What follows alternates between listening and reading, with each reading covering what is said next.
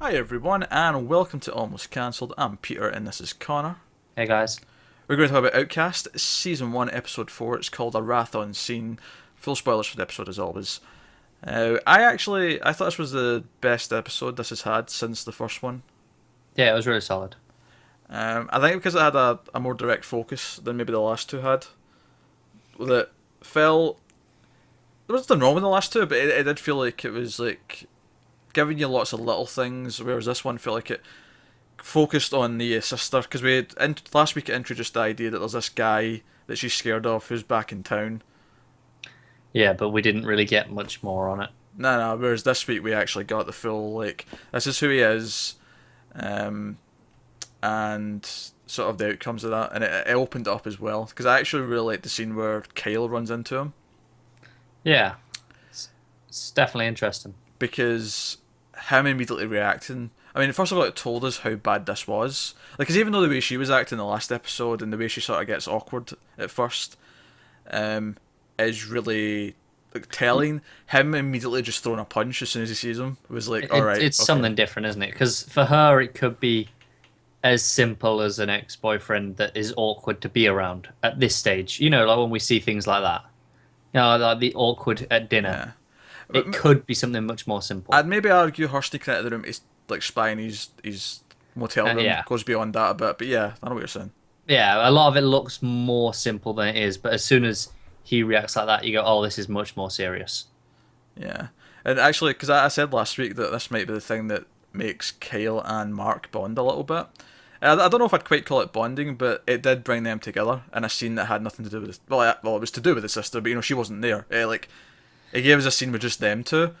And it Um, also mentions how they used to do that as well. They used to bond like that in a bar because he says, "Oh, that was your drink," you know. yeah, you got a little bit of history, and not only that, it gave us a lot of little tidbits. Like, okay, we got the idea that she's been sexually assaulted, but this scene let us know that Mark actually knew that she had been sexually assaulted. He just didn't know who it was.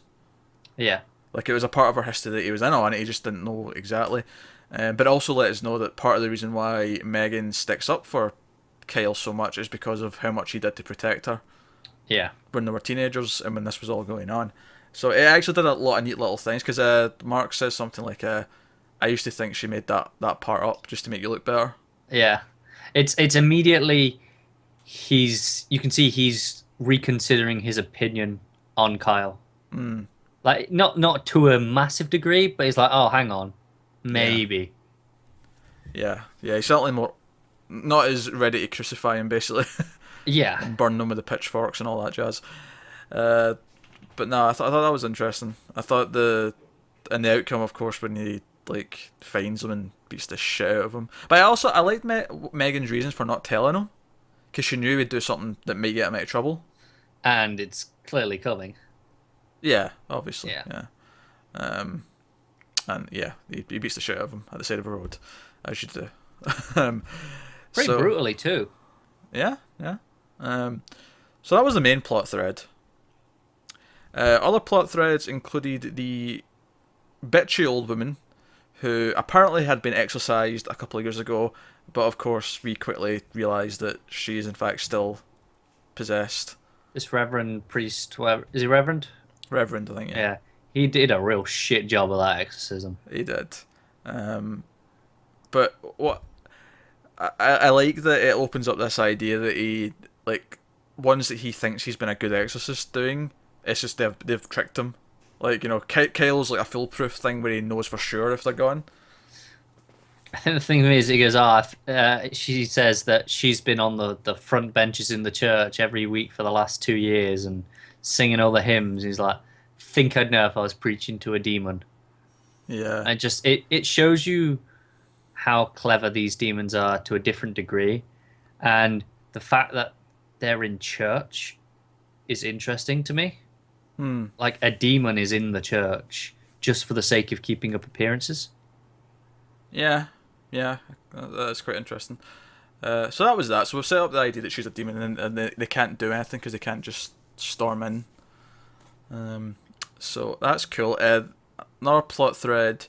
Last week, Mark was investigating this weird site out in the middle of the woods, and he got some evidence, and the sheriff kind of acted weird when he found out about it. Yeah, we were speculating on this a bit Yeah. last week. And you were more on the side of that he's dirty or there's something wrong with him, and I didn't get that feeling.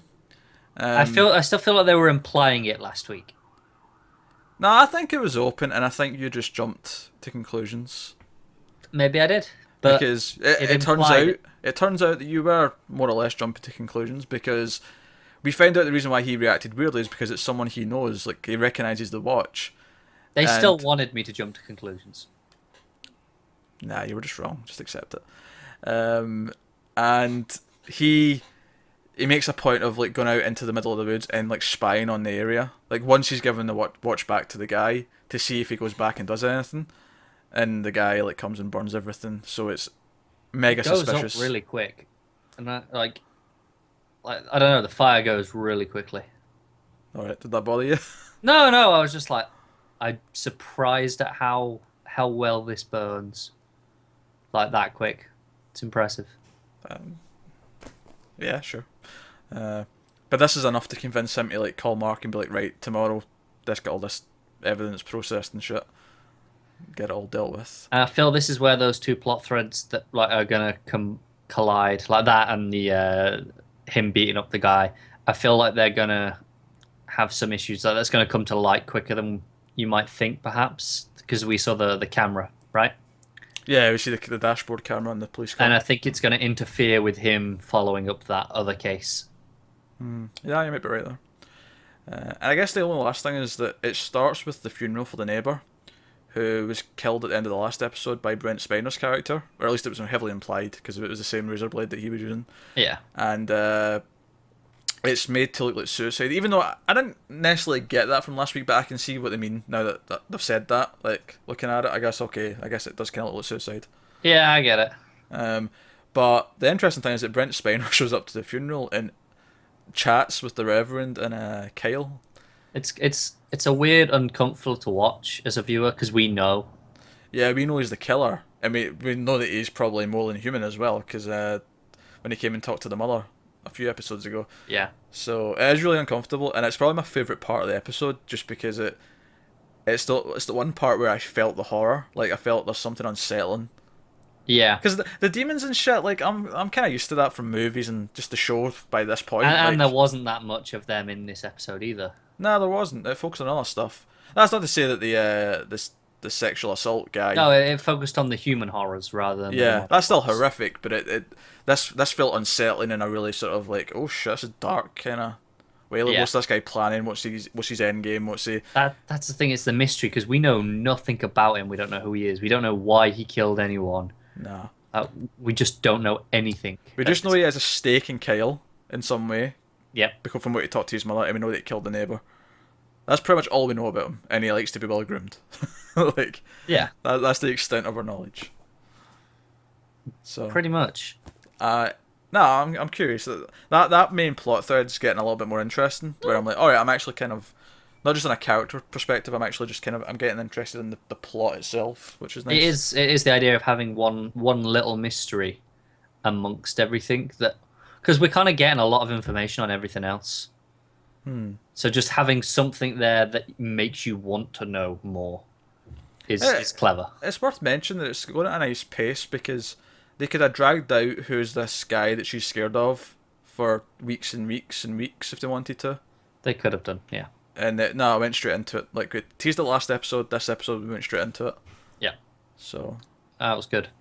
no. Actually, speaking of scenes making me feel uncomfortable, actually, when she goes to see him at the motel and she's alone with him in the room. It's that shot of the mirror, you know, where you see her and her reflection in the mirror, and he's just in the middle. I don't know what it is. It's that shot. It just looks really uncomfortable. Yeah. It's Yeah, clever. it's just good. You know, there's some nice little techniques in this one. So that's Outcast for this week, episode 4. So, yeah. Let us know what you thought in the comments below, and like and subscribe and all that stuff helps settle up. So thanks for watching, guys. We will see you next time.